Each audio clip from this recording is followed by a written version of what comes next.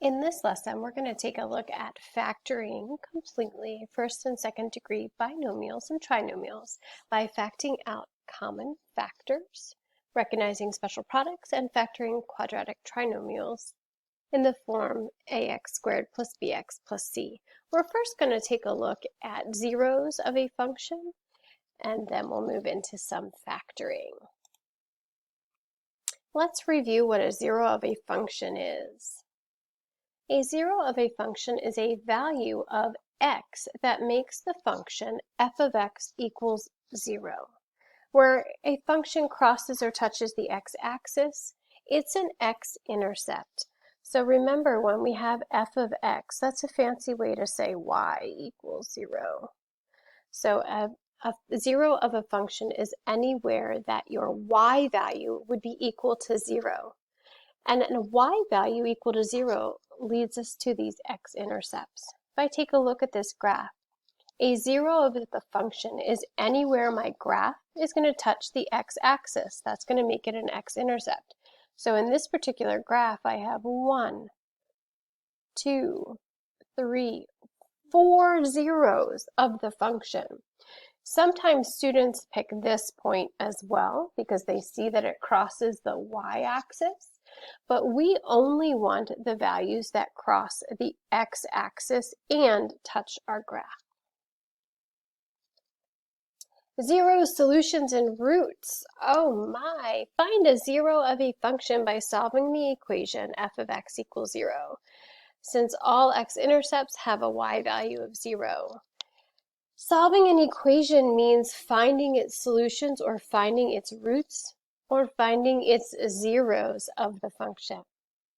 Again, a zero of a function is where a function's value is 0. X-intercepts are also where a function crosses or touches the x-axis. It's the same as the zeros. Roots are solutions to the equation when f of x equals 0. So again, it's an x-intercept. It's a zero of a function. And a solution is a value of x that makes an equation true. It's the same as the roots, so all of these things are interchangeable. A question might ask you for a zero of a function, an x-intercept, a root or solution, and they're all asking you the same thing. Where does your graph cross the x-axis at? In the past, we've learned that linear functions would have one zero. They will have one x-intercept right here for this particular image. This is your x-intercept. This is your 0. It has 1 because it's a line, and our line touches the x-axis in one place. This is a first degree binomial. Remember, we look to our variable, look to its exponent, which in this case is a 1. This tells me it's a first degree polynomial, which means it has 1, first degree, 1, 0.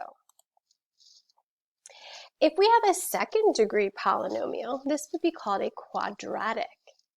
An example of a second degree polynomial might look like this: x squared minus 3x minus 10. Remember, we look to the leading term.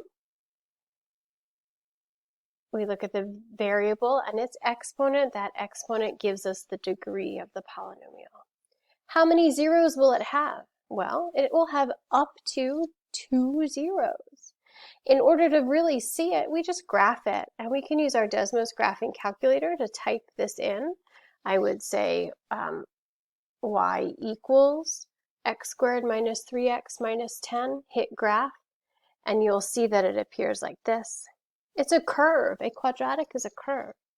And this has as many as, there we go, 1, 2, 2 zeros. Your curve might cross the x-axis 2 times. It might only touch the x-axis. Whoops, that didn't really touch, but it might touch the x-axis in one spot. Or it might be floating out in space and never touch your x-axis. But it can have as many as 2 different zeros. When a polynomial function is set to 0, we solve it by finding its roots, which gives us the zeros of the function. So here if we have this equation, f of x equals x plus 3, and we're asked to find the zeros of the function, we just replace this f of x with 0. And we solve to find our x-intercept. Subtract 3 on both sides. And there we have it. X equals -3. That's a 0 of this function. Find the zeros of higher degree polynomial functions require factoring of the function, and that's what we're going to get into for this unit. We can find zeros graphically with using a graphing calculator. We can go ahead and type this into our graphing calculator.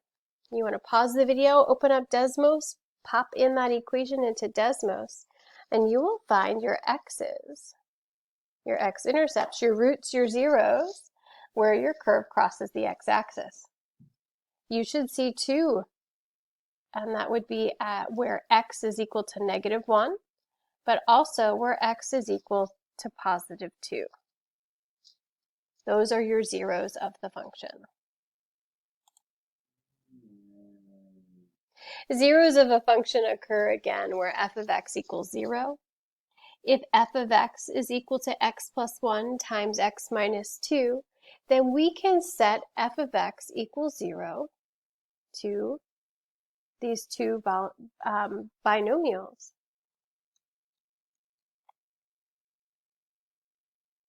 And what this really is saying is go ahead and separate them. If you want to find the zeros, we set x plus 1 equal to 0 and solve this little mini math problem. And we also set the x minus 2 equal to 0. And that's how we'll find our zeros of the function. You can set each binomial equal to 0, and that will give you the 2 roots, the 2 zeros, the 2 x-intercepts of your quadratic equation. So here we go. It says solve and verify. How do we do this? Well, we break it up into 2 little mini math problems. We say x plus 1 equals 0, and we also solve x minus 2 equals 0. I just showed this on the previous slide, but to go ahead and do it again, I just am solving for x.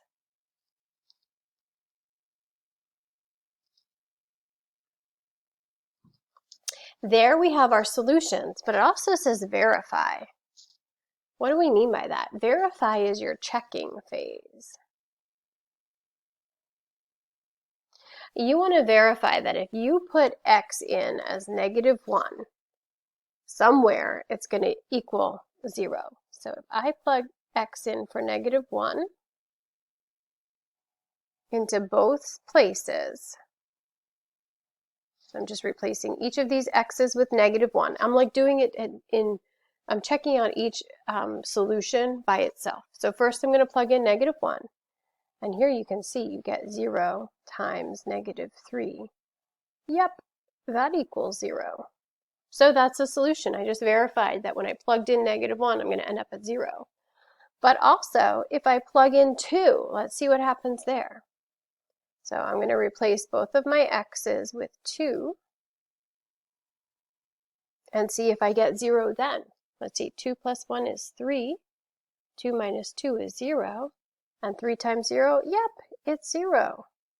So that means both of these solutions work in my equation. They are roots, they are zeros, they are solutions. They do show where the x-intercept is. So we have some samples here. It says solve the equations. So I'll set up the first one for you, and then I want you to pause the video, try the other 2. So we just break it up into 2 problems. We say x minus 3 equals 0, and we'll say x plus 6 equals 0. And we'll solve each of these. I'm going to add 3 to both sides. We get x equals 3. That's one solution. Let's keep going. Solve the second one. Great, we've got our 2 solutions. Pause the video and go ahead and try the other 2. All right, if you take a look at letter B, you should have gotten your zeros to be 7 and 9. I hope you didn't get stumped on C. C is just the same process. We set each little parenthesis equal to 0 in order to find our zeros of the function. But this happened to be a two-step problem. So you'll see when I look at the first set of parentheses, 5n plus 10, I set it equal to 0 and I have to do two steps. I subtract 10 on both sides and then divide by 5 to get my n to be negative 2. And then when I work on the second set of parentheses, subtract 12, then divide by 4, we'll get our n to be negative 3. So that's how you find zeros of a function when you end up with solutions like this that are set into two binomials multiplied together equaling 0. You just set each little parenthesis section equal to 0 and solve independently. Our next video will be on factoring, and this will be factoring type 1, which would be pulling out a greatest common factor and seeing what we have left. So check out that video next.